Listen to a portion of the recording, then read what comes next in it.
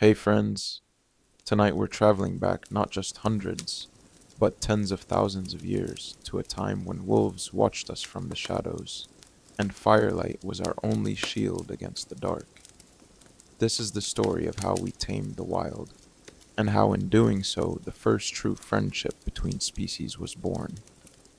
Before we settle in, feel free to like the video and subscribe if these quiet, history-filled journeys are your kind of thing.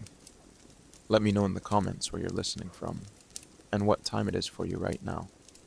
I always love seeing how far these stories reach across the world.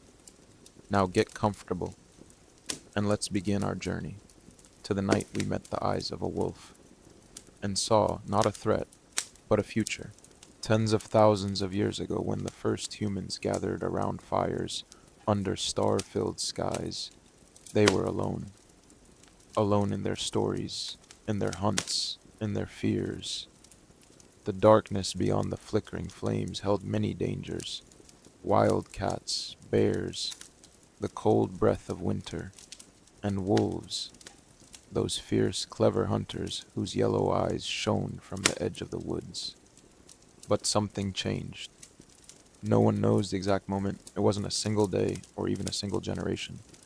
It was a slow, delicate dance, a bond formed not through command but curiosity. It began not with dominance but with trust, and it would echo through thousands of years. This is the story of how we tamed the wolf, and how, in doing so, we forever changed the course of human history. Long before the idea of a pet existed, before leashes or collars, or the familiar wagging of tails at the door, the world was a place of untamed landscapes and ancient instincts. There were no cities, no roads, no farms or fences, just the rhythm of the earth, unbroken, and the quiet pulse of survival, guiding every step. In this world, some 30,000 to 40,000 years ago, humans were wanderers. Nomadic families moved with the seasons, hunting what they could, gathering what they needed, building temporary shelters from branches and hides. They carried few possessions. Fire was their greatest tool, and their only constant companions were one another. But they were not alone. In the shadows of forests and across the snowy plains, other creatures moved, intelligent, social, and cunning. The wolf, Canis lupus, roamed the same territories. Like humans, wolves hunted in groups. Like humans, they formed deep bonds within their packs, raising young together, sharing food, and protecting one another. They were not enemies, but neither were they friends. Not yet. They were watchers, perhaps on a cold night in the Upper Paleolithic. A small band of humans, huddled around a fire. The flames flickered, casting golden light on the walls of a temporary shelter. Meat roasted on sticks, bones cracked beneath stone tools. Laughter and murmurs faded into silence as the sun set behind distant hills. And just beyond the ring of firelight, eyes, watching, waiting. Wolves had always followed human groups at a distance, not out of loyalty or friendship, but out of pragmatism. Where humans hunted, food was left behind: scraps, bones, entrails, things too difficult to chew, or simply not worth the trouble for human teeth.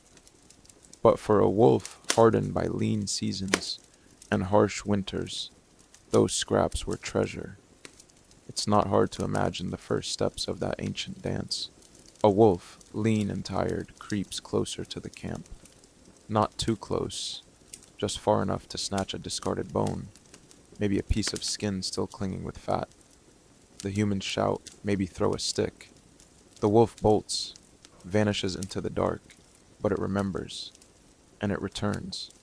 This silent ritual repeats itself, night after night, season after season, year after year. Not every wolf could survive this game. Only the boldest, the cleverest, and importantly, the calmest, could navigate the tension between risk and reward. Aggressive wolves were driven off. Skittish wolves stayed hungry, but a few, with just the right balance of fear and curiosity, adapted. What neither side could have known is that something had already begun to change, not in a single wolf or a single tribe, but across generations, through the slow but relentless process of natural and artificial selection. Some wolves became camp followers. These were not pets, not yet, but they were no longer entirely wild either. Over time, the humans began to notice them not just as pests or scavengers, but as something more. The wolves barked when strange sounds echoed through the trees. They startled when danger approached. They warned, and the humans, perhaps still unsure why, began to tolerate them more. It's possible, likely even, that some human children played with wolf pups, that some women, seeing orphan litters after a hunt, took in a cub to nurse it by the fire. If raised from birth, that wolf would grow up seeing humans as its pack. It would be loyal, trainable, and different. From such humble and quiet beginnings, a relationship was born that would last millennia. But why wolves? Why, of all the animals humans encountered, the mammoths, the cave bears, the saber-tooths, the aurochs, was it the wolf that became our partner? The answer lies in similarity. Wolves and humans had parallel social structures. Both were cooperative hunters. Both lived in groups with leaders and followers, parents and young. Both relied on communication and intelligence to survive. Both taught their young through observation, and both were fiercely loyal to their group. This deep compatibility may have allowed humans and wolves to understand one another in ways other animals never could. A look, a sound, a posture, these signals crossed the species barrier more easily than we might expect. And so the dance continued.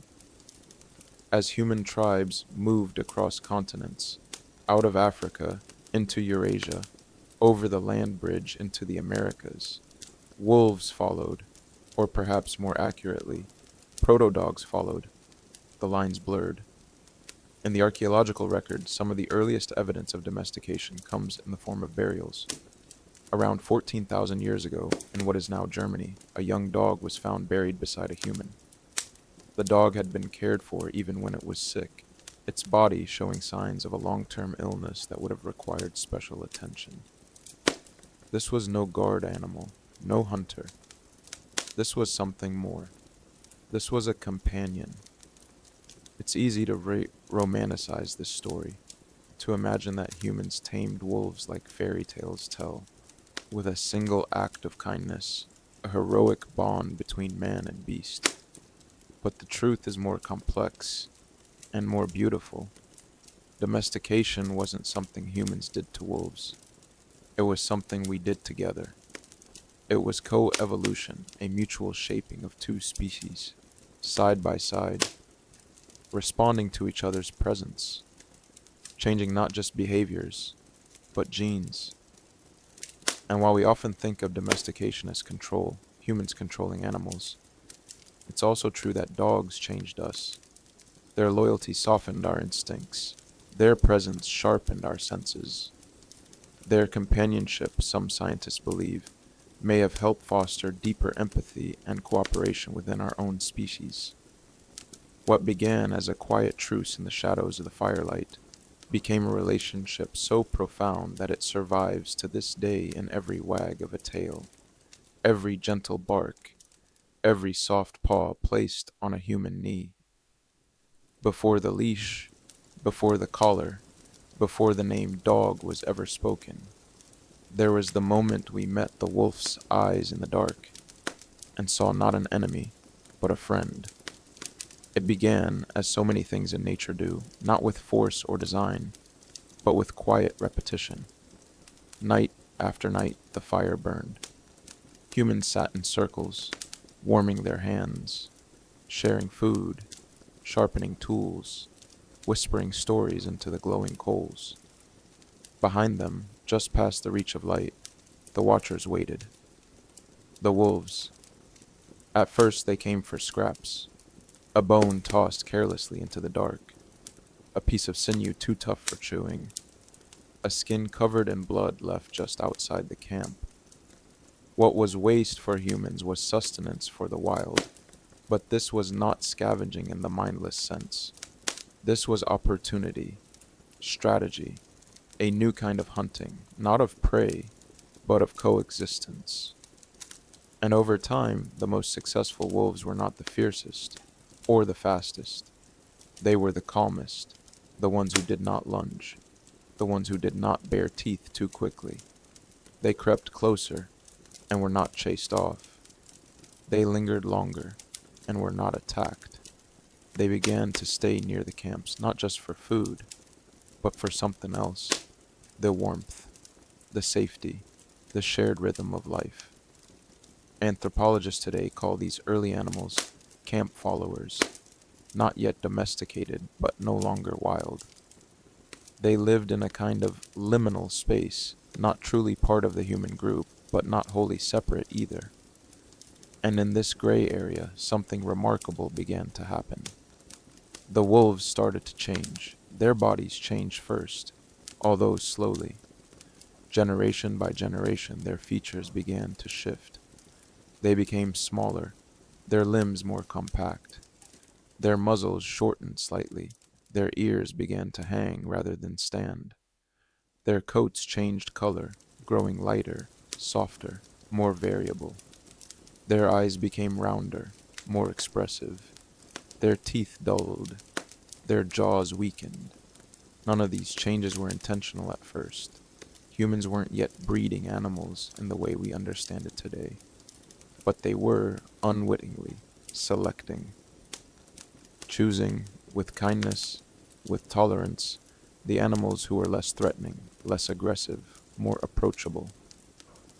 And so those traits, tameness, patience, calmness, were passed down. But it wasn't just their bodies that changed. It was their minds. The wolves that lingered at the edge of firelight began to think differently. They became attuned to human gestures. They watched our hands, our faces, our eyes. They learned, long before we trained them, how to read us, how to follow a pointing finger, how to recognize tone and emotion, how to move with us rather than against us. And in return, humans changed too. They began to see these creatures not as rivals, but as allies. Their barking alerted us to danger. Their presence deterred predators. They warned of threats in the night. And perhaps most importantly, they offered something deeper, something less tangible, but more powerful: connection. A sense that we were not alone in the world, that there was another creature who would sit by our side, who would share our path, who would follow us not just out of hunger, but out of something like trust. And so, across thousands of years, across continents and climates, the relationship deepened. From Europe to Asia to the frozen lands of Siberia, archaeological sites show evidence of dogs, or proto-dogs, living among humans. Bones buried together, footprints side by side, shared living spaces, shared lives. Some of the earliest known dog burials date back more than 14,000 years. In one site in Bonn-Oberkassel, Germany, a human was buried with a young dog. The dog had been sick, its teeth deformed, likely unable to eat solid food. But someone, some ancient human, had cared for it, fed it by hand, kept it alive. That care tells us more than words ever could. It tells us that this animal mattered, that it was loved, that the bond had become more than convenience. It had become companionship. Still, not all relationships were the same. Some dogs were closer to the humans, fed better, treated with affection. Others stayed on the fringes, tolerated but not embraced. There was likely a spectrum of closeness, depending on the culture, the need, and the temperament of both the humans and the dogs themselves. In colder climates, Dogs may have shared tents and fires, offering warmth through long winters. In hunter-gatherer bands, they may have assisted in tracking prey, sniffing out trails invisible to human senses. In coastal communities, they may have scavenged fish and protected supplies from other predators. But in every setting, the same pattern emerged. The closer the dog to the human, the more the relationship grew. And with that closeness came change, not just in the animals, but in us. Some anthropologists believe that our bond with dogs may have helped shape early human culture itself. That dogs, by serving as guardians and companions, made it easier for us to settle, to sleep more deeply, to survive. A tribe with dogs could afford to relax a little sooner, travel a little farther, sleep a little deeper. And over time, that edge may have made all the difference. It is in this space, the blurry, shared space between wildness and familiarity, that the modern dog was born. Not in a moment, not with a leash, not with a name, but in a slow unfolding of trust, in centuries of shared firelight, in thousands of quiet nights under the stars, where two species who might have remained enemies as instead chose a different path. That choice changed everything, because in choosing each other, humans and dogs did something unprecedented in the history of life on Earth. Two different species became partners, not through domination or fear, but through something closer to friendship. And as we moved forward through forests and across mountains, through deserts and along rivers, they came with us, not as tools, not as slaves, but as fellow travelers. The taming of the wolf was not an act of power.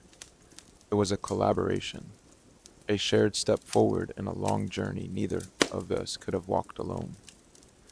In the quiet world of the late Paleolithic, the boundaries between species were clearer than they are now. Some animals were prey, some were predators. Others, like the wolf, were both, feared and admired, chased off and respected. But among a scattered few, something began to change. They watched each other, these ancient humans and the wolves that followed them, watched and waited. It wasn't a moment of magic. No single handshake between man and beast. No dramatic alliance sealed under the stars. Instead, what emerged was something far more subtle. A slow mutual curiosity. A co-evolution of attention, of possibility. Because while humans had fire and tools and language, the wolves had their own gifts. A hunter's patience, a nose that could track what eyes cannot see, and an acute awareness of danger in the dark. And somewhere along the icy trails of survival, the two began to notice the ways they could complement each other. It started with proximity. Not all wolves were the same, just as some humans were more tolerant, more observant, more gentle than others. The same was true for wolves. Among the sharp-fanged, wary packs of the north, there were outliers, individuals who were less reactive, less fearful of humans, not tame, but calm. These were the ones who lingered closest. And among the human groups, perhaps there were those who were more patient with these strange followers, hunters who noticed that the wolves chased the same prey, watched the same herds, mothers who saw their children smile at a curious wolf pup, elders who felt safer when eyes beyond the campfire watched the forest. And so the space between them, once filled with tension, began to soften. What had been avoidance became tolerance. What had been fear turned into recognition. Eventually, some small spark, a gesture, a shared glance, crossed the invisible divide. At first, the relationship was practical. The wolves kept their distance, but their presence served a function. They barked, a sound wolves rarely used in the wild, but which seemed to evolve quickly among those living near humans. Barking carried a sharp, urgent tone. It woke sleeping families when danger approached. It scattered scavengers and warned of predators. It alerted and protected. In return, the wolves were tolerated, fed, even, intentionally or not. Bones discarded by the fire, bits of meat thrown aside, skins and sinew left to rot. For the wolves, these were gifts, not large, not regular, but enough to survive. And with each season that passed, a new kind of connection began to take shape. One built not on command, but on cooperation. Imagine, if you will, a morning in a long forgotten valley. Mist hangs low across the grass. A band of humans prepares for the hunt. Spears are sharpened, flint blades checked, children hushed. Ahead, a herd of red deer grazes, unaware. But they are not alone. A pair of wolves, not quite wild, not quite tame, trail behind the humans. They do not interfere. They do not attack. But their bodies move in rhythm with the people. Ears forward, eyes sharp, waiting. And when the hunt begins, when the deer scatter, and the spears fly, the wolves do not flee. They follow. Maybe they help cut off a straggler. Maybe they drive a wounded animal closer to the humans. Maybe they simply observe, but in that dance of pursuit, something ancient stirs. A shared instinct, a shared thrill. And afterward, when the kill is done and the fire smolders again that night, those wolves return, and they are given bones. Not much, but enough. And that's all it takes. Such cooperation is not just a fantasy. It mirrors what we see today with certain indigenous groups, such as the Sand people of the Kalahari, who sometimes partner with honey guides, birds that lead humans to beehives in exchange for scraps of honeycomb. Mutualism, two species helping each other for shared gain, is older than civilization. So it's not hard to imagine that wolves and humans found ways to benefit one another. Over time, this relationship deepened. Wolves began following not just for food, but because the humans were predictable. They stayed in places longer. They had shelter. They built routine. They made warmth. And for a wolf, warmth meant survival. But it wasn't just wolves that changed. The humans did too. They began to see these creatures as something more than wild beasts. Maybe they gave them names, short, guttural sounds like Ra or Tuk or Moro. Maybe children began playing with young pups, raised from birth, who saw the human camp as home. These pups wouldn't just stay, they would bond, they would follow. And when those children grew, the dogs remained. These were no longer wolves. They had begun to transform in body, in spirit, and in purpose. They began to sit beside us, not as tools, not as livestock, but as companions. This phase of the relationship, somewhere between wild and domestic, is perhaps the most mysterious and beautiful. It was not based on ownership. There were no cages, no leashes, only mutual tolerance, and eventually, affection. A dog might sleep beside a child, might travel with a hunter, might guard a supply of dried meat, not because it was told to, but because it knew the people it lived with. It had bonded. Its loyalty was not bought, it was given freely. Modern research supports the idea that dogs are uniquely attuned to humans. Unlike any other domesticated animal, dogs understand human gestures, pointing, gaze, expression, even better than chimpanzees. And this ability may have roots that stretch back into the misty past, to those first quiet camps where wolves and people watched each other in the dark. The bond we know today, the head resting in a lap, the tail thumping happily on the floor, the joy in a returning owner's face. That bond began not with training, but with mutual curiosity. with shared lives, with quiet nights under a shared moon. Wolves had the intelligence, humans had the vision, and together they began to rewrite what was possible between species. The taming of the wolf was not a conquest, it was a meeting of minds. And in that meeting, something ancient was awakened, a bond that would grow stronger, more enduring, and more essential than either species could have imagined. From mutual curiosity came trust. From trust came cooperation. And from cooperation came love. Long before the first cities rose from stone, before grain was sown or metal forged, there was a quieter transformation already underway. One not of landscapes or tools, but of relationships. It was the slow, patient taming of the wolf. This was not an event, nor a conquest, nor a plan carried out by ancient hands. No one stood at the edge of a forest and declared, "Today we shall make a dog." Instead, what occurred between humans and wolves was an unfolding, quiet, mutual, and centuries long. It began with proximity, then trust, and finally, something neither species had likely ever experienced before: partnership. The outsiders at the fire's edge. In the depths of the Ice Age, human life was harsh. Families moved across frozen tundras, followed herds, built temporary camps. Survival required vigilance, endurance, and cooperation. Any threat, whether from claw, fang, or starvation, could mean the end of a bloodline. Wolves were not tame then. They were predators, rivals in the hunt and dangers in the dark.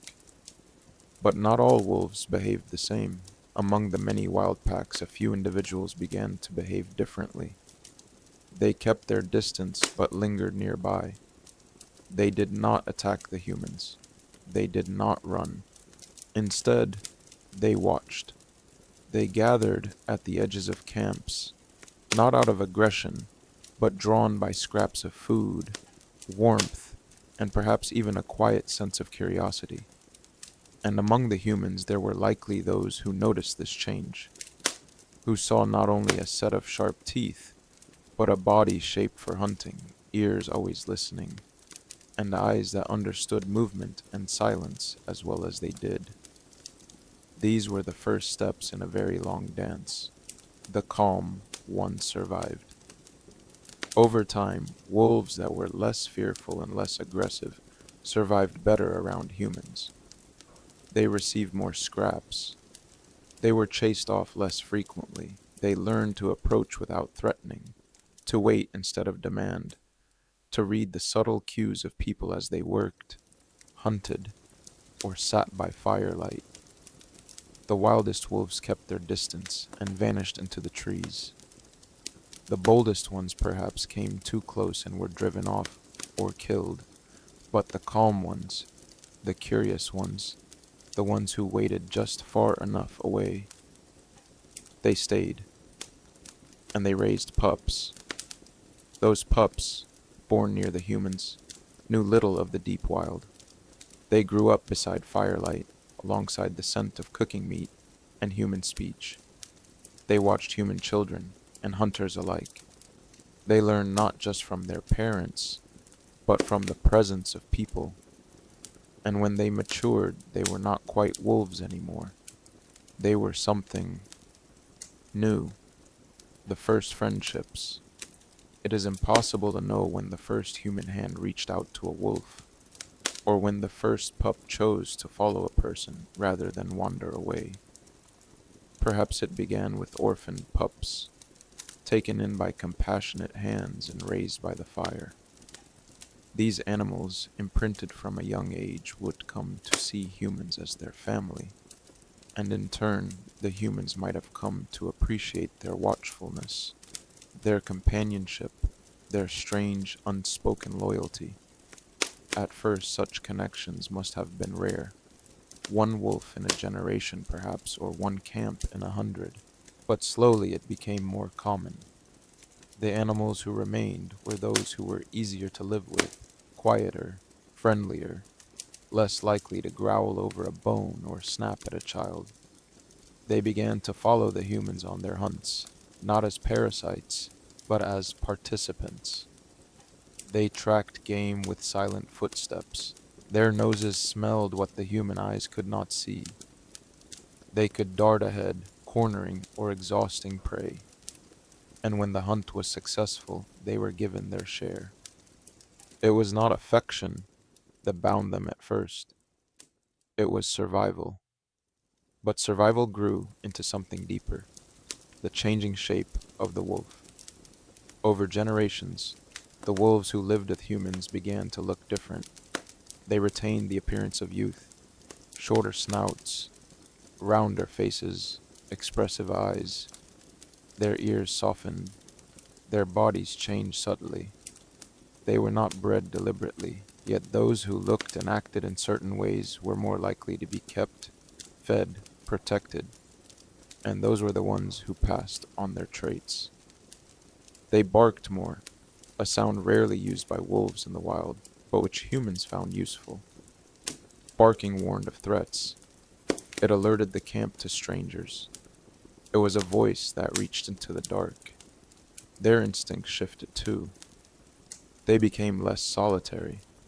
They lingered near people, slept near their shelters, responded to human gestures, tones, and movements. They were no longer beasts of the forest. They were becoming something new, from tolerance to bond. As time passed, the relationship deepened. Humans began to rely on these early dogs for more than hunting.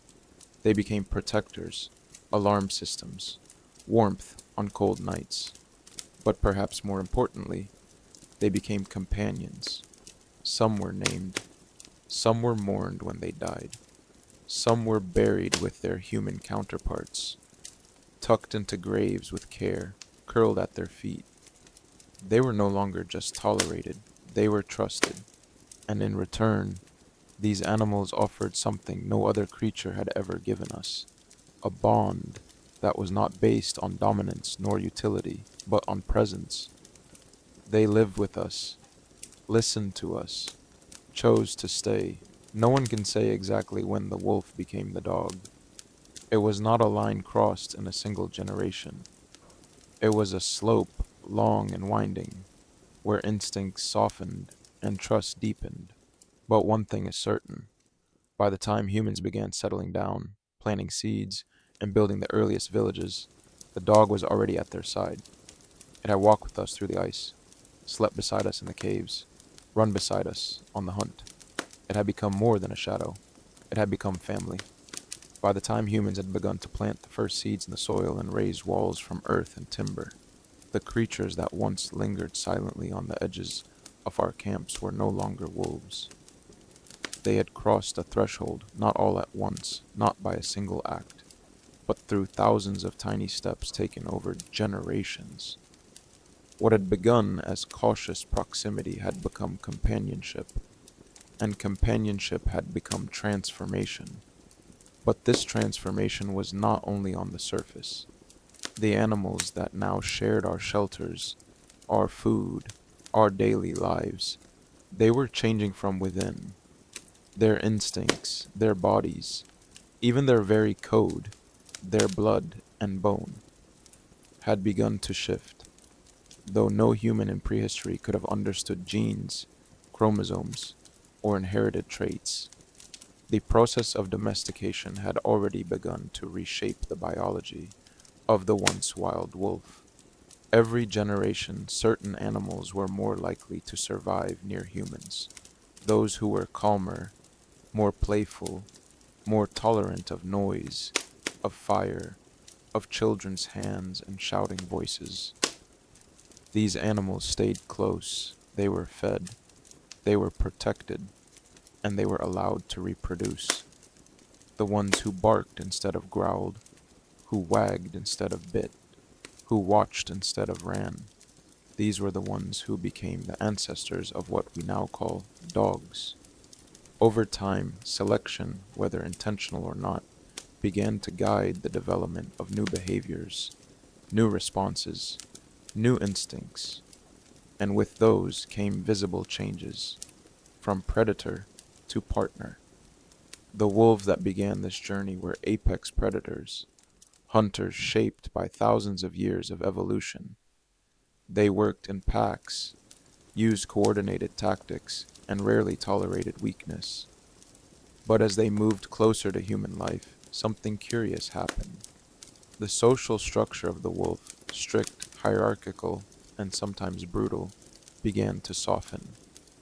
The dogs who lived among people began to accept a new kind of hierarchy, one that placed humans at the center. They became more submissive, more eager to please, more attuned to body language and tone. They began to respond to pointing fingers, to changes in pitch, to gestures. They began to read us, not just as dominant figures, but as partners, sometimes even as parental figures. And humans, in turn, began to understand them. This mutual understanding laid the foundation for a completely new kind of animal, one that chose cooperation over competition and loyalty over dominance. One of the strangest changes that took place in these early dogs was not physical, but psychological. They began to behave like puppies, even as adults. In the wild, wolves go through a clear cycle. As pups, they are playful, curious, and submissive. But as they grow, their behavior becomes more serious, more rigid, more territorial. Adults fight for status, enforce rules, and rarely show the same openness they once had as pups. But in the emerging dog, many of those youthful traits remained into adulthood, a phenomenon now known as neoteny. These animals retain the curiosity of puppies, the desire for affection, the willingness to follow, the readiness to learn. They became creatures whose minds never fully left childhood, and humans responded to this. A dog's wide eyes, soft face, and gentle demeanor awakened something ancient in us as well. A sense of care, of responsibility, of connection. In a way, the dog became not just a companion, but a reflection, a living mirror of human tenderness. As these behavioral shifts continued, the body of the dog began to change too.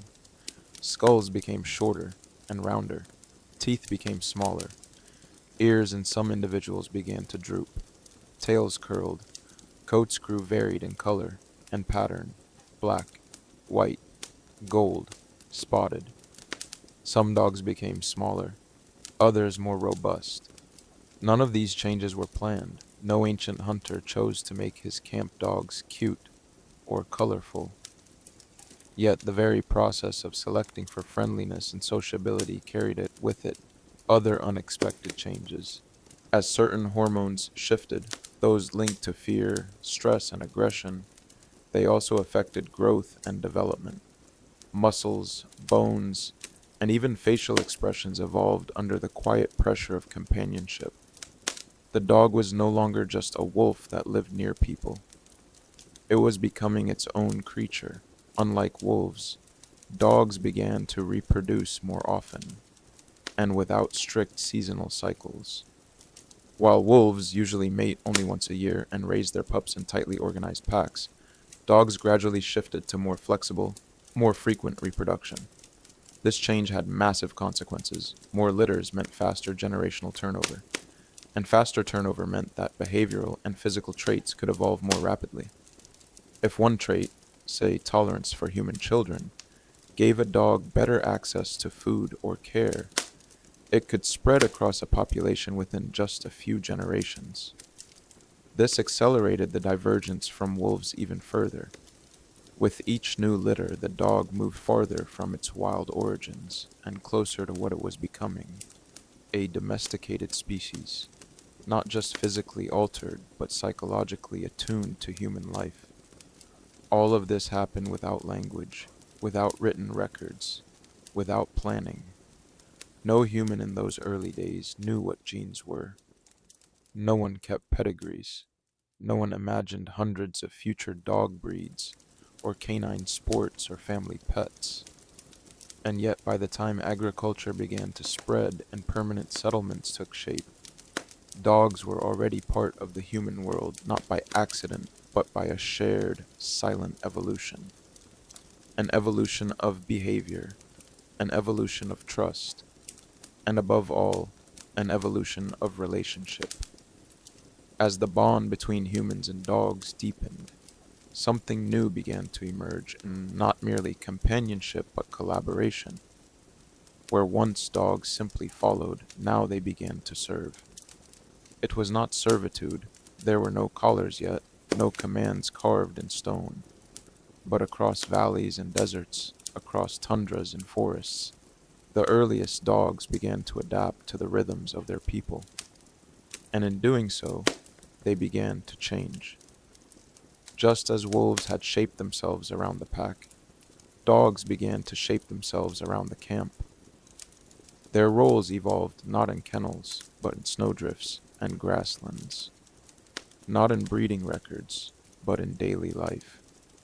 Some became hunters, lean and quick-footed, with noses like lightning and eyes that could spot a hair's twitch beneath frost.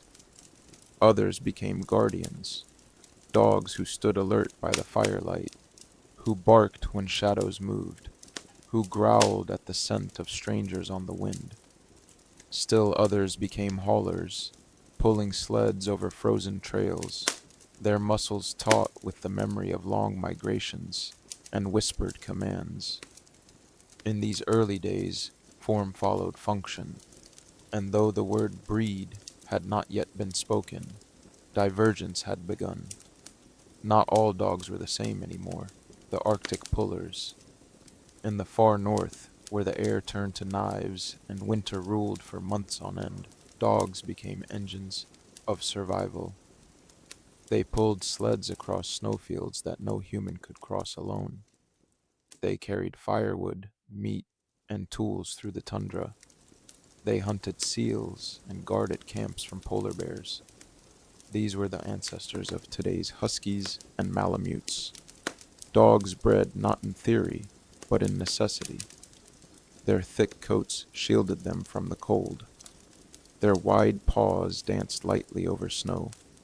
Their stamina outpaced even the deer. And most importantly, they listened. They learned to respond not just to voice, but to gesture, to silence, to intent. A flick of the hand, a shift in weight, a glance toward the horizon. These were not just beasts of burden. They were partners, moving as one with the sled driver, in a rhythm older than language.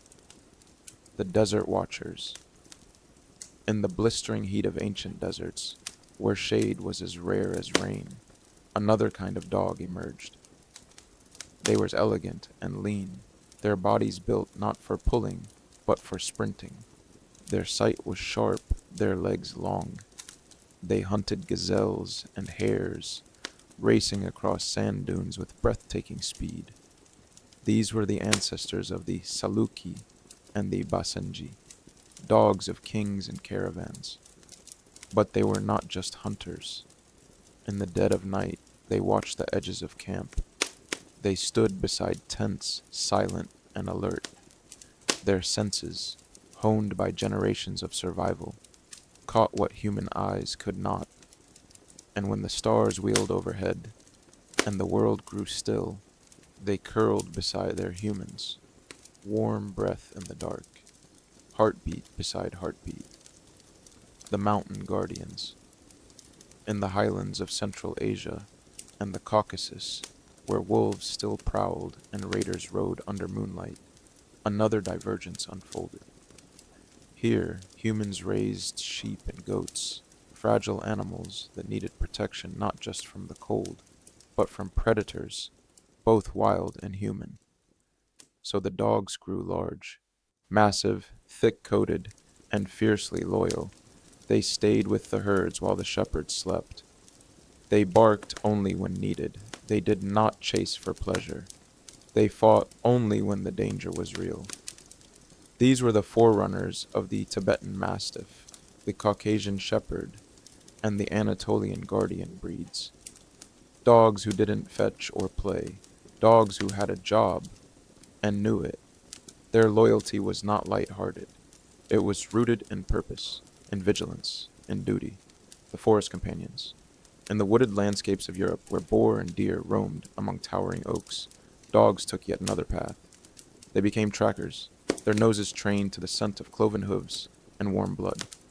They moved silently through brambles, their coats blending with leaf and bark. They helped flush game toward human weapons. Spears at first, then arrows, then slings. They retrieved the fallen. These were the beginnings of the hounds. Not just one breed, but many. Bloodhounds, greyhounds, terriers, and pointers. Their roots reach deep into this ancient forest ancestry. Each developed not for show, but for task. And the tasks were many. The fire keepers and the children's dogs. Not every dog was a hunter or a guard. Some remained in the warmth of camp, smaller in size and softer in temperament. They lingered near children. They slept beside the elderly. They barked at strange sounds, but mostly they offered company. These dogs were not bred for work. They were chosen, slowly, unconsciously, for kindness, for calmness, for the way they followed a child through tall grass, or curled in a lap near the fire. These were the earliest ancestors of lapdogs, of toy breeds. But more than that, they were the first emotional companions, dogs whose primary purpose was not protection or labor, but affection. They served not the body, but the heart. By the time humans began planting crops and raising permanent dwellings, dogs had already begun to specialize. Their bodies had shifted, their minds had focused, their instincts had bent to the needs of the people they followed. This was not yet selective breeding in the modern sense. There were no kennels, no bloodlines recorded on parchment, but there was choice. Hunters favored the fast, shepherds favored the brave, mothers favored the gentle, and the dogs that met these preferences were fed, cared for, and allowed to mate. Generation after generation, this quiet selection carved paths through the canine family tree, and those paths diverged, roles shaped by culture. As human societies grew more complex, so too did the roles of dogs. In Mesoamerica, the Soloitzcuintli, the hairless dog, was considered sacred, a guide to the afterlife. In Egypt, dogs were painted on tomb walls, honored in death as they were in life. In Rome, dogs guarded villas and herded livestock. In ancient China, they were both protectors and symbols of fortune. Each culture shaped the dog in its own image, through myth, through utility, through love. And the dog, ever adaptable, followed. More than a pet, not yet a breed. What we now call a breed is a human construct, formalized, codified, and standardized. But before breeds, there were roles. And before roles, there was relationship. In these early chapters, dogs were not ornaments or prizes. They were part of the social fabric, part of the family. Their traits were molded not by fashion, but by function, not by desire, but by need. The diverging lines of early dogs were a reflection of human life, our geography, our survival, our values. And through them, we see not just the history of animals, but the history of us. Dogs in ancient civilizations. By the time the first stones were laid in the river valleys of civilization, the wolf was long gone. In its place stood something gentler, still watchful, still strong, but changed. The dog had crossed the threshold from companion to citizen, walking with us not just through forests and tundra, but now through the narrow streets of cities carved from clay, stone, and sun-baked earth. Wherever humans built their first great homes, dogs followed. And so from the banks of the Nile to the temples of Babylon, from the jade courts of China to the jungle cities of the Americas, the dog became more than a creature of utility. It became a creature of culture, Egypt, the watchful souls of the afterlife. In the long shadow of the pyramids, where the desert wind whispered over the bones of kings, dogs were honored not merely as animals, but as symbols of the divine. The ancient Egyptians, ever attuned to the cycles of life and death, saw in dogs something eternal. Their loyalty, their presence at the threshold between sleep and waking, life and death, all of it resonated deeply in a land obsessed with the afterlife. The god Anubis, jackal-headed and solemn, watched over the dead with canine eyes. He was protector of tombs, guide of souls, guardian of secrets buried beneath stone and sand. Though often associated with jackals, his form echoed the dogs that walked the villages of Egypt, sleek, long-legged, silent. Dogs were kept in homes, depicted in tomb paintings, buried with their masters. Some were mummified with care, wrapped in linen, and scented with resin, given names, and honored as companions even in death. They guarded the gates of the underworld just as they had guarded the thresholds of earthly homes. And in the hush of the Egyptian night, it was not only priests and pharaohs who watched the stars. Dogs, too, stood alert, part of the eternal rhythm of life, death, and remembrance. Mesopotamia, guardians of the first cities. To the east, where the rivers Tigris and Euphrates carved life into dry earth, the world's first cities rose like islands amid the floodplains. Uruk, or Babylon. Here, civilization unfolded in clay tablets and ziggurats, and dogs, ever adaptive, found new roles among the bustling markets, granaries, and temples. They guarded gates and homes. They protected livestock. They patrolled the edges of fields and palace gardens. In a world where theft and chaos lurked just beyond the torchlight, dogs became silent sentinels. In the oldest written texts, scratched in cuneiform on fragile tablets, dogs are mentioned as both helpers and omens. In one Akkadian prayer, a dog is called the faithful one. In another, it is feared as a bringer of disease. For in crowded cities, even devotion carried risk. Yet the bond endured. On the walls of Nineveh and Nimrud, dogs are depicted alongside soldiers and hunters. Large, muscular animals with cropped ears, fitted with collars and thick leads, the forerunners of modern mastiffs. They fought beside men in war, chased lions for kings, and stood unmoved as arrows flew. To these ancient peoples, dogs are more than beasts. They were part of the machinery of order. They kept the wild at bay, both within the walls and beyond them. China, symbols of luck, loyalty, and law. Further east, across mountains and steppes, ancient China wove its own story of dogs, one steeped in symbolism, tradition, and reverence. By the time of the Shang dynasty, around 1600 BCE, dogs were already part of ritual life. Some were sacrificed during royal burials, buried to guard the spirit of the deceased. Others were painted on pottery, carved into jade, or named in early poems.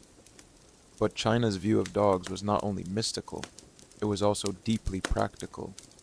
Dogs served as guardians of the home, herders of flocks, protectors of granaries. In time they became symbols of loyalty and good fortune. The dog was the 11th sign of the Chinese zodiac, faithful, friendly, and brave. Some were bred small to fit in the sleeves of nobles. These dogs, ancestors of the Pekingese and Shih Tzu, were kept in palace courts, walked on silken leashes, pampered and adorned. They did not guard, they delighted. Others remained larger, more rugged, herders and hunters in the northern plains, enduring cold and toil without complaint. China, vast and varied, shaped the dog in many forms. But beneath them all was a shared thread, a deep respect for the dog's loyalty, its intuition, its quiet willingness to share in human fate. The Americas, guides, healers, and spirit companions. Long before European contact, the peoples of the Americas had forged their own relationships with dogs, relationships as rich and ancient as any found across the seas. In Mesoamerica, the Aztecs raised a breed called the Xoloitzcuintli, a hairless dog with warm skin and calm demeanor. The Xolo was more than a companion. It was sacred. These dogs were believed to guide the dead across the river of the underworld. They were buried beside the departed, painted on temple walls, and sometimes eaten in ritual feasts, a gesture of spiritual communion, not cruelty. Farther north, in the vast woodlands and plains, indigenous tribes kept dogs for hunting, pulling sleds, and guarding camps. Some tribes saw them as healers. Their warmth was used to soothe pain. Their howls were interpreted as omens. Their loyalty was legendary. In the Andes, pre-Incan cultures bred small, agile dogs for companionship and utility alike. Some were buried with their people. Others were kept in sacred enclosures, fed and protected like priestly animals. Across the Americas, just as in Africa, Asia, and Europe, the pattern repeated. Where humans lived, dogs followed. Where humans built stories, dogs entered them. And where humans dreamed of the afterlife, dogs walked beside them, a thread across civilizations. Though they spoke different languages, built different temples, worshipped different gods, the ancient peoples of the world shared this one quiet truth. They lived with dogs. They relied on them, loved them, feared them, buried them, painted them on walls, and told stories in which dogs crossed into myth. And the dogs, for their part, did what they had always done. They watched, they waited, they listened, and they stayed. Selective breeding and the rise of breeds. By the time humans etched laws into the stone and charted stars in the sky, the dog was no longer a vague companion of the firelight. It had taken form. It had taken shape, and not just one. Where once there had been only a handful of types. The hunter, the guardian, the puller, the companion. Now there were dozens. Soon there would be hundreds. Because as human civilization advanced, so too did our desire to shape the world around us. Not only the land and the river, not only the wheat and the oxen, but the dog itself. We began to choose not just what was useful, but what was beautiful, not just what worked, but what pleased. And from those choices came the rise of breeds, from function to form. In the beginning, selection was unconscious. The dogs who barked at night were allowed to stay. The ones who bit the children were not. But slowly, very slowly, people began to realize that they could guide these changes. They could pair certain dogs, favor certain traits, pass down not only loyalty, but size, speed, color, ear shape, temperament. They could sculpt the animal the way a potter shapes clay, not in a single motion, but turn by turn, year by year, and so across generations. Dogs became not just reflections of human needs, but expressions of human will. Wherever humans had a purpose, dogs began to reflect it, shepherds and watchers. In the hill countries and pastures, where sheep flowed like rivers over green slopes, people needed a dog not of speed or strength, but of control. And so the herding breeds were born. Border collies, kelpies, Canaan dogs. Their roots are ancient, even if their names are not. These dogs did not chase prey, but managed it. They learned to respond not to instinct, but to whistle. Not to hunger, but to hand signals and voice.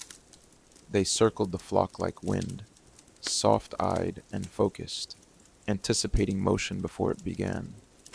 Their beauty was not in appearance, but in precision. They were intelligence made visible. And in the silence of dawn, a shepherd's soft call would be answered not with bark, but with action. One dog, one whistle, 100 sheep, order in motion, hunters of every kind. Elsewhere, dogs were shaped not to guide herds, but to find, chase, and retrieve prey. In forest and field, in marsh and mountain, hunting breeds arose, each one shaped for a different task, a different animal, a different terrain. Sighthounds were bred to see movement from afar, greyhounds, salukis, Afghan hounds. They ran like the wind, chasing gazelle or hare across open ground. Scent hounds were bred for their nose, bloodhounds, beagles, coonhounds. Their ears drooped low to catch scent, their heads close to the earth, their lives devoted to the invisible trail. Pointers and retrievers came later, trained not to kill, but to serve the hunter's hand, to flush, to pause, to wait, to return. These dogs were not mere tools. They were precision companions, bred to understand the rhythm of human movement, to share in the chase, to complete the arc from wilderness to table. And in the quiet after the hunt, when the fire crackled low and the spoils were shared, they lay at their master's feet, not as beasts of labor, but as part of the story. Protectors, pullers, and workers of strength. In colder climates and harsher lands, dogs were bred not for speed, but for endurance. Mastiffs, with thick bodies and wide jaws, were bred to guard. They stood at the gates of homes and temples. They walked beside soldiers in armor. Their gaze alone was often enough to deter. In the Arctic, sled dogs were refined through selective pairing, chosen for their stamina, cold resistance, and pack coordination. The Inuit, the Chukchi, the Samoyeds. Each culture shaped its sled dogs not with charts or science, but with lived experience. A dog that faltered was left behind. A dog that excelled became the foundation of a line. In farmlands, new breeds arose for vermin control. Terriers with short tempers and quick reflexes. They were small but fierce, burrowing into holes and chasing rats from granaries. Every task had a dog, and every dog had a purpose, the aesthetic shift. Dogs of the palace and court. As civilizations grew wealthier, not all breeding was done for work. In the palaces of the East and the salons of the West, a new kind of dog emerged, not bred to chase or guard, but to charm.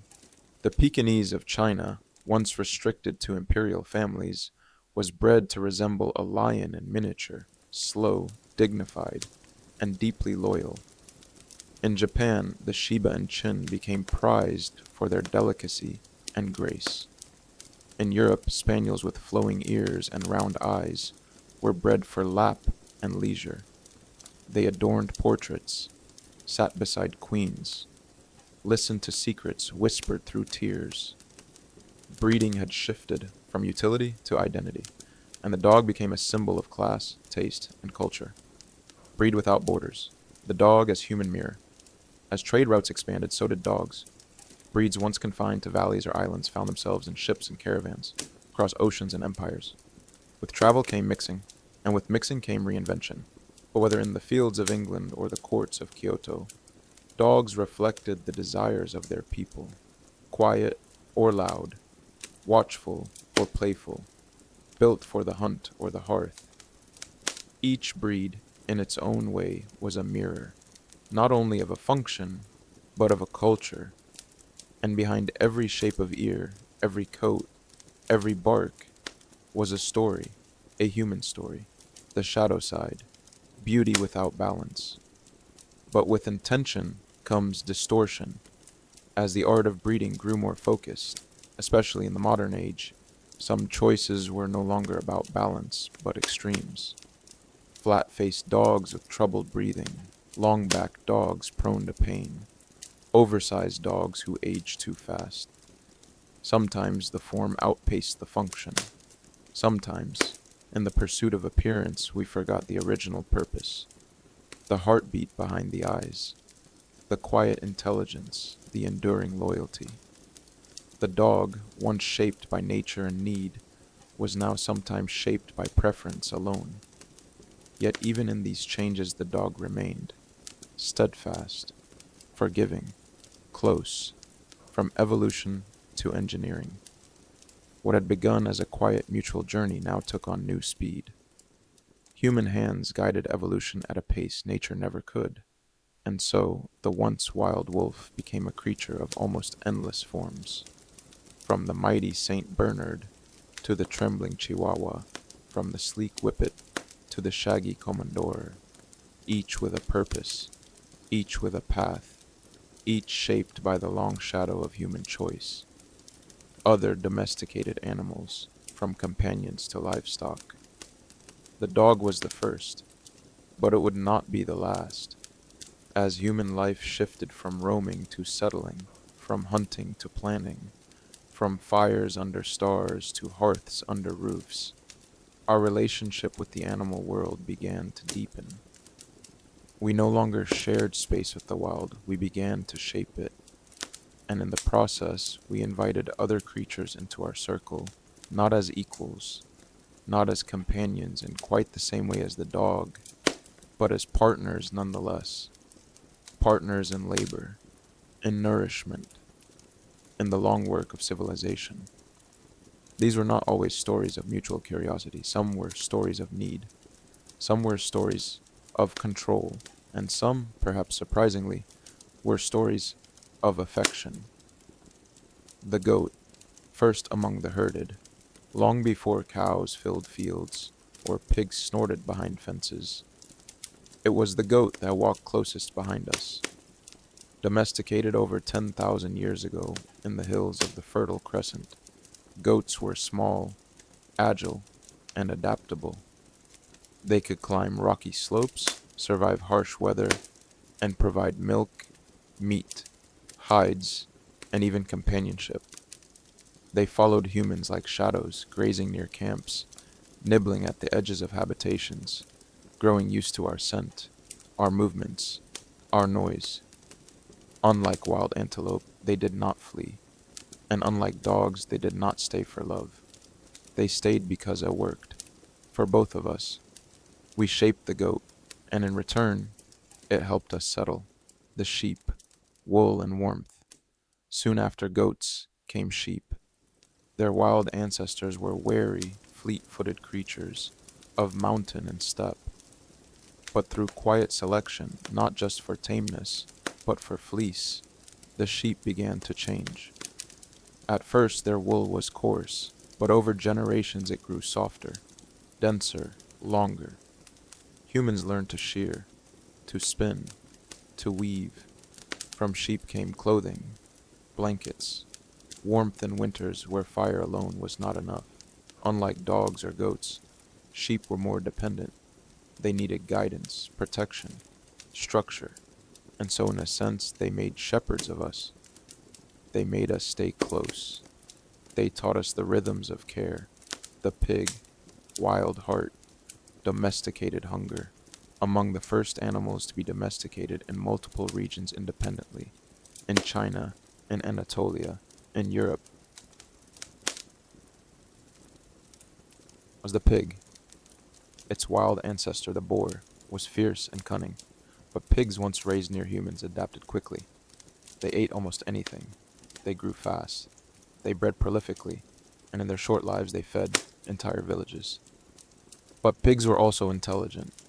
They remembered, they learned, and though they were rarely treated with the affection given to dogs, their minds, curious, social, and sensitive, told a quieter story, one of a creature who gave much and understood more than we often realized. The cow, civilization's engine. The cow came later and slowly, domesticated from the wild aurochs, a massive, powerful beast that once roamed Europe and Asia.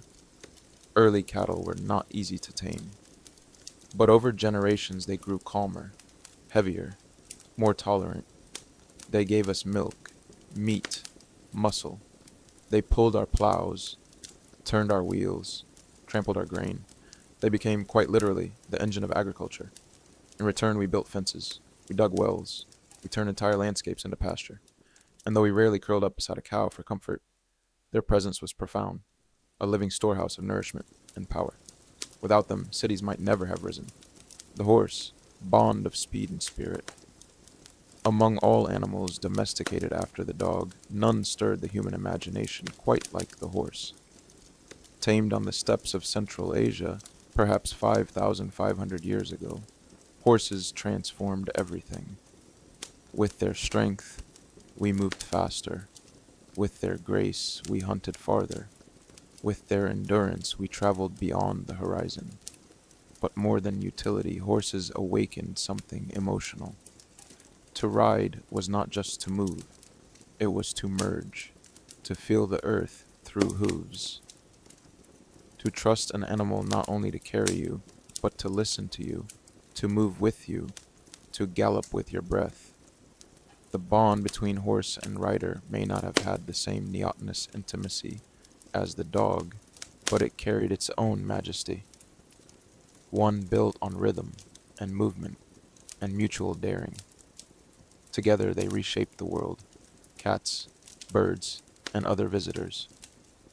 Not all domesticated animals were herded or harnessed. Some came by stealth. The cat, for instance, likely entered our homes uninvited, drawn by rodents, by warmth, by curiosity. In Egypt it was revered, in other places tolerated. It offered no bark, no plow, no milk, but it gave something else: independence, grace, silence, and perhaps, in its quiet companionship, a reminder that not all domestication needed obedience. Other animals followed: chickens for eggs, ducks for feathers, camels for long journeys, elephants for labor and war. Each relationship was unique, shaped by geography, by necessity, by time, and yet each was part of the same pattern: a world slowly transformed not just by tools or temples, but by hooves and paws, by flocks and herds. The circle expands. From the dog to the ox, from the cat to the horse, humans surrounded themselves with animals, not just for survival, but for rhythm, for presence. These creatures changed how we lived, what we ate, how far we traveled, how warm we stayed, and how deeply we dreamed. Some, like the dog, looked into our eyes. Others followed at a distance, content to exist in our orbit, but together they formed a quiet circle, a web of interdependence that reached into every corner of civilization. And in that circle, humanity found something unexpected, a way to belong not only to the land, but to the life that moved upon it. The modern dog, roles, bonds, and biotechnology. The world changed. Steel rose where stone once stood. Cities stretched to the horizon. Light conquered night. Machines replaced muscle. And still, at the edge of every doorway, at the heel of every traveler, the dog remained. Through all the noise of modern life, the ancient rhythm endured, but in the last few centuries, and most dramatically in the last few decades, the role of the dog began to shift once again.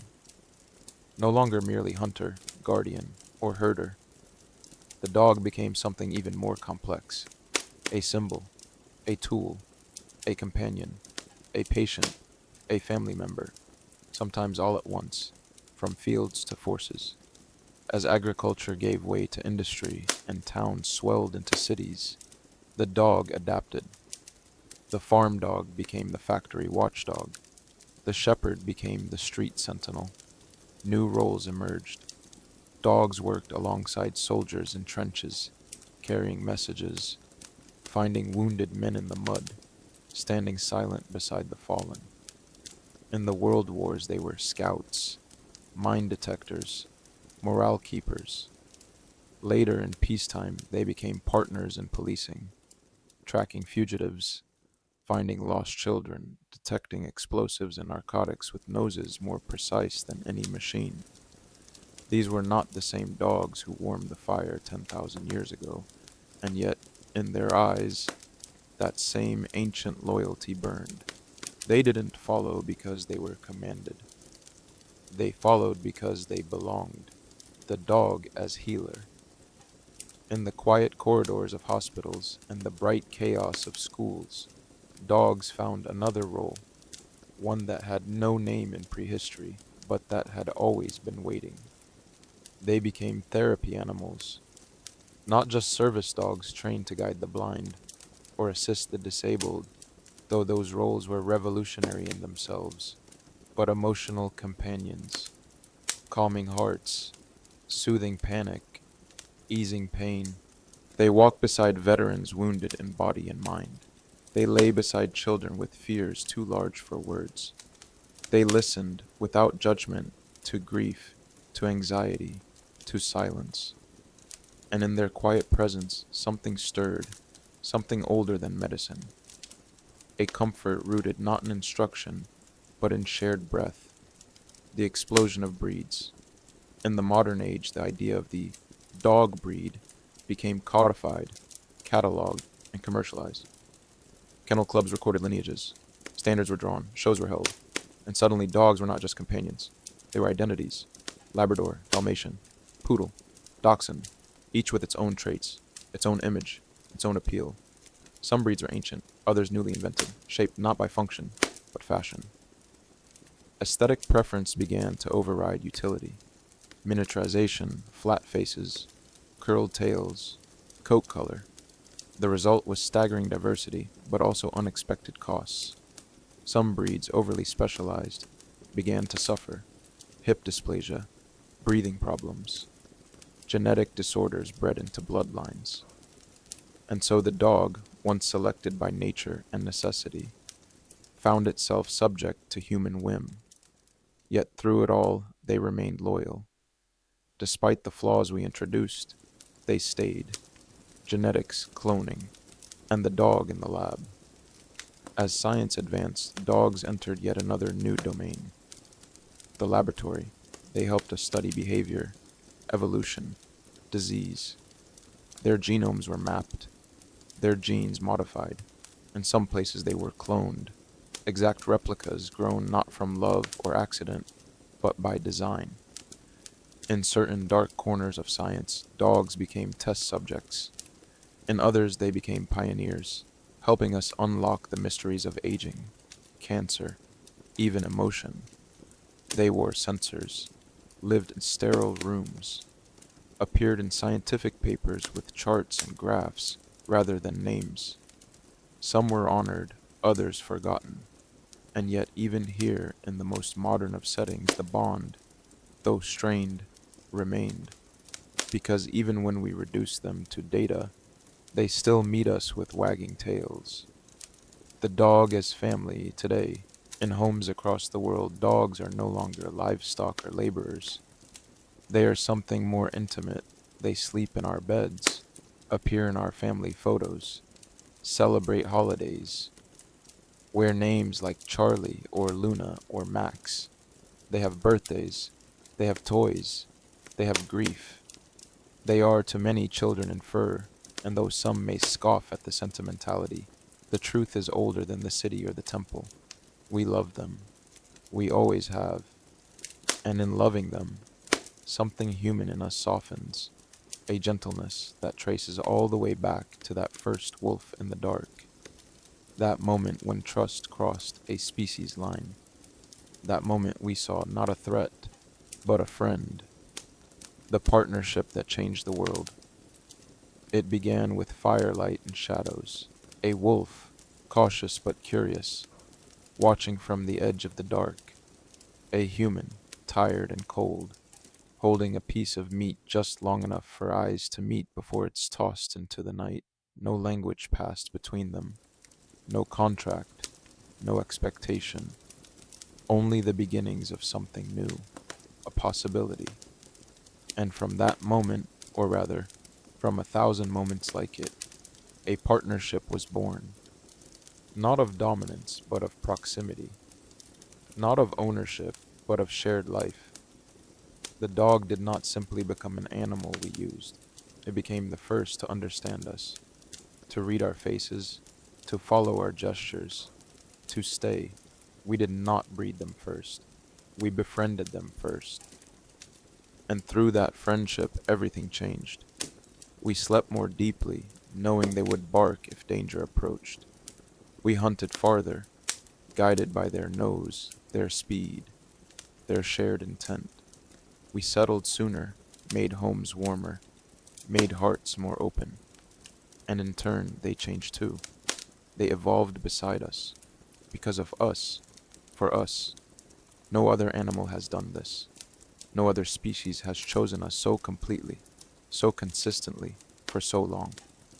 We have shaped them, yes, but they have shaped us as well. In every culture, in every age, dogs have walked beside us. Not because they were forced to, but because they chose to.